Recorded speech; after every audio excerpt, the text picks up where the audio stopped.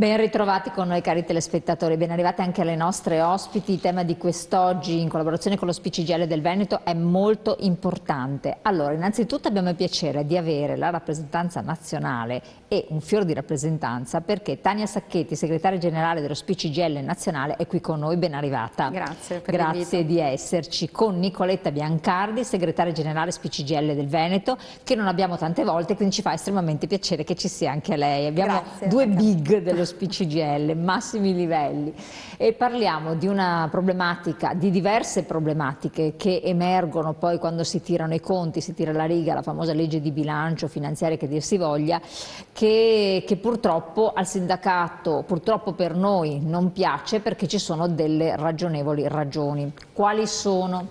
E soprattutto che possibilità, che margini di cambiamento si possono ravvisare. Potere d'acquisto gravemente intaccato per i pensionati e quindi questo vuol dire difficoltà che sui territori si coniuga in modo diverso. Se da un lato ci sono problemi per la sanità, c'è chi per il sociale con patologie croniche, chi invece, segretaria nazionale, ravvede quali problemi a livello generale che coinvolgono un po' tutti, secondo voi? Ma noi denunciamo anche con le mobilitazioni che abbiamo in campo la preoccupazione che ci sia una generazione, quella dei pensionati e delle pensionate che hanno lavorato una vita, che siano quelli sempre chiamati a pagare, diciamo così, le difficoltà economiche del Paese.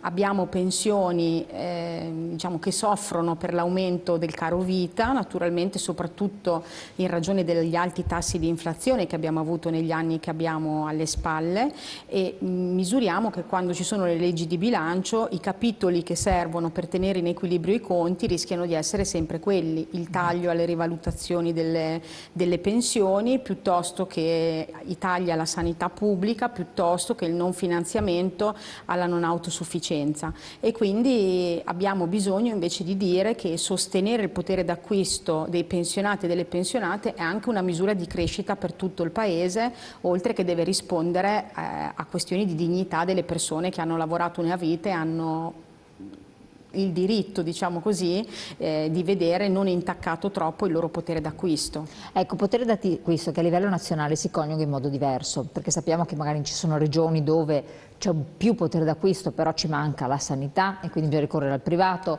altri invece dove ce n'è minore, nord-est, anche Lombardia, comunque molto basso potere d'acquisto, perché quella è la pensione di fatto, non si possono, però magari ci sono servizi che possono sopperire anche col volontariato, col terzo settore, non neghiamolo. A livello luci e ombre, macchia di leopardo, quali sono le criticità che lei ravvede comuni un po' dappertutto? Ma allora, sicuramente in questi ultimi anni, dopo il Covid, l'emergenza della tenuta della sanità pubblica è un'emergenza con caratteristiche diverse ma che ha una rilevanza nazionale. I nostri pensionati sono preoccupati per le liste d'attesa, sono preoccupati perché molte delle prestazioni a cui devono ricorrere o si fanno attraverso il privato e quindi pagando oppure non si fanno, e l'altra grande criticità abbastanza generalizzata riguarda la non autosufficienza. La popolazione invecchia di più, naturalmente e fortunatamente, ma aumentano le cronicità e le fragilità e noi abbiamo una legge per la non autosufficienza che però non è adeguatamente finanziata e naturalmente cioè non è stata finanziata, quello è il problema, no, perché esiste, c'è una legge, c'è una norma, anche. A noi piace, l'abbiamo anche conquistata, i pensionati e le pensionate l'hanno conquistata, ma non ha adeguati finanziamenti. Questo significa che le differenze territoriali sono altissime, cioè ci sono regioni che hanno investito nel corso degli anni, hanno strutture, risorse, hanno anche investito sulla sanità territoriale, altre regioni dove il delta, diciamo, è molto più alto.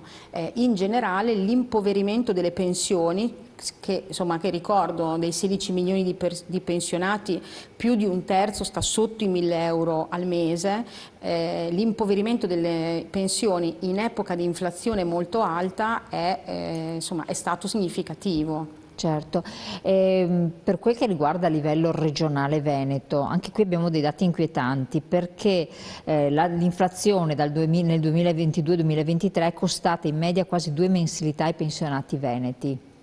Assolutamente sì. Quindi non possiamo permettercelo, non possiamo permettercelo, tante cose non possiamo permettercelo, lei cita la sanità ma anche tanto altro, no? Certo, sicuramente la sanità è una delle preoccupazioni più grandi delle pensionate e dei pensionati del Veneto, ma non solo, la non autosufficienza anche. Il fatto di non poter neanche essere più capaci di aiutare le proprie famiglie, i propri figli, i propri nipoti, ricordiamolo anche nel periodo Covid, quando tante persone hanno perso anche il posto di lavoro o erano in cassa integrazione per ovvi motivi. I pensionati e le pensionate riuscivano ancora in qualche maniera a sostenere, diciamo, le famiglie dei loro nipoti e dei loro figli. Oggi non lo possono più fare perché lo diceva bene prima Tania, soprattutto negli ultimi 2 anni, 2022-2023, dove abbiamo avuto l'inflazione alle stelle e quindi non abbiamo avuto la rivalutazione che ha potuto coprire, diciamo, questa perdita del potere d'acquisto, ma anche altro, il caro vita, il caro energia.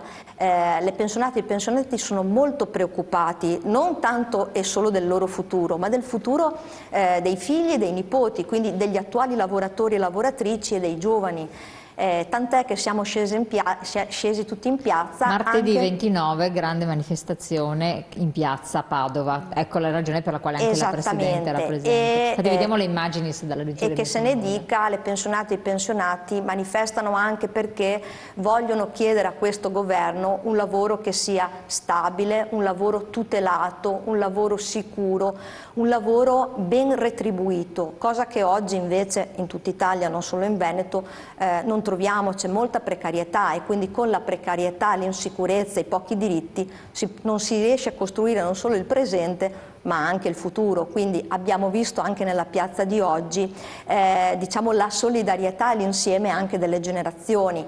Abbiamo avuto lavoratori e lavoratrici che hanno partecipato alla nostra manifestazione e tra l'altro è stata moderata da una studentessa, da Emma Ruzzon, assieme poi a degli interventi anche di ragazzi e ragazze che fanno parte anche al sindacato studentesco, proprio per far capire che le lotte si devono fare assieme, che quello che manca, cioè tutte le risposte che noi non abbiamo avuto a partire dalla legge di bilancio di quest'anno, ma anche altro, unisce le generazioni, diciamo, nella stessa lotta. Appunto è il welfare, quindi la sanità pubblica per tutti, è la non autosufficienza, perché la non autosufficienza non tocca solo le persone anziane, ma tocca le famiglie che si impoveriscono e a volte, anzi spesso, succede che si fanno i salti mortali per accudire i propri cari e spesso le donne sono costrette a rinunciare a una parte del loro lavoro, quindi magari ad accettare dei part-time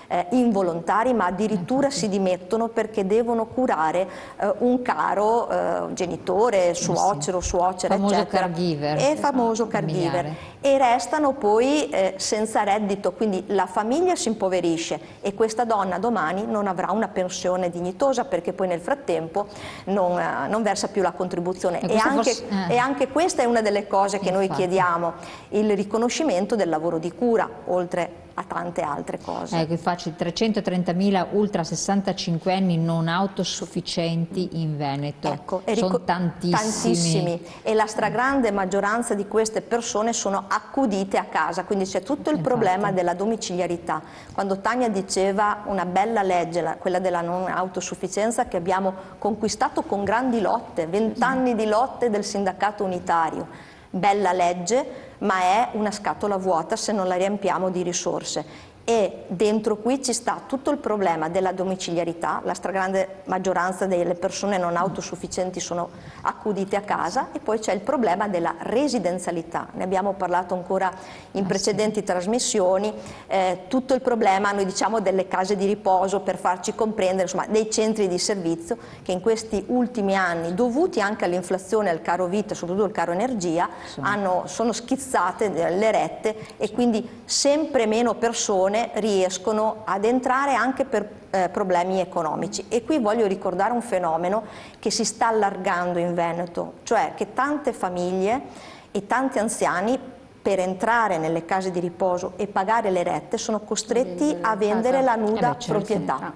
Sì. E sempre più questo ci viene detto e denunciato soprattutto dai familiari. È allarmante, perché se pensiamo il ricco veneto, le persone che hanno lavorato una vita, che hanno messo via i risparmi, vuol dire che quei risparmi sono stati erosi perché ho avuto un problema di salute, mi sono dovuto curare, non ho trovato la sanità pubblica, i servizi territoriali, magari sono andato nel mondo del privato, oppure ho anche aiutato nel frattempo, entrambe le cose, un figlio, una figlia e i nipoti, perché il lavoro è precario e perché anche tutta la filiera dell'istruzione ha bisogno di essere sostenuta. Certo. Quindi... Ecco, questo segretario che sta dicendo che sono cose sacrosante, emergono in una regione appunto dove si sta abbastanza bene, insomma come il nord-est, o si stava, non lo so, perché la bisogna vedere un pochettino. Però a livello nazionale diventa anche molto preoccupante, perché è vero che da noi la proprietà è un dato di fatto e c'è per fortuna, è vero anche però che non è corretto, cioè non è corretto, non dovrebbe essere logico che ti liberi della proprietà per poi poterti mantenere, perché lo stesso allora dovremmo fare queste nuove generazioni che andranno in pensione. Cosa faranno? Secondo lei vede prospettive nell'interazione con i governi, perché poi adesso c'è questo governo, dura quello che, insomma, cosa vede politicamente? Noi registriamo una grande sottovalutazione su questi temi. In parte è vero che le politiche di bilancio del nostro Paese stanno in un quadro europeo, anche quello molto miope rispetto a questi temi, mi verrebbe da dire. Cioè, noi siamo, sì, che in Europa si invecchia tutti. Si invecchia tutti, siamo un continente che adesso oggettivamente le uniche risorse che sta mettendo le sta mettendo per la difesa, per le armi, piuttosto che per lo Stato sociale, e noi siamo un paese con un debito pubblico molto alto e quindi naturalmente sappiamo che al paese sono chiesti anche sacrifici in più, però oggettivamente noi siamo un paese che ha anche aumentato tantissimo i divari in termini di ridistribuzione delle ricchezze, in termini di possibilità, e ci sono delle scelte alternative che potrebbero essere fatte, a partire da una ridistribuzione fiscale di tipo diverso e a partire dal fatto che chi ha di più deve contribuire di più. Questa è la grande assente nel dibattito pubblico, certo. E vale soprattutto per le giovani generazioni, nel senso che quando noi scendiamo in piazza con i pensionati e le pensionate, ha ragione Nicoletta, la loro prima preoccupazione non è tanto per solo la loro condizione materiale, che certo si è impoverita, ma è sulla prospettiva e la consegna del futuro ai loro figli e ai loro nipoti, che giustamente hanno il diritto di avere diritti e protezioni sociali come quelli che loro si sono conquistati. Allora, sacrosanto, bisogna continuare a capire questi temi, interiorizzarli, fare una cultura diffusa. Parliamone ancora dopo la pubblicità, tra poco.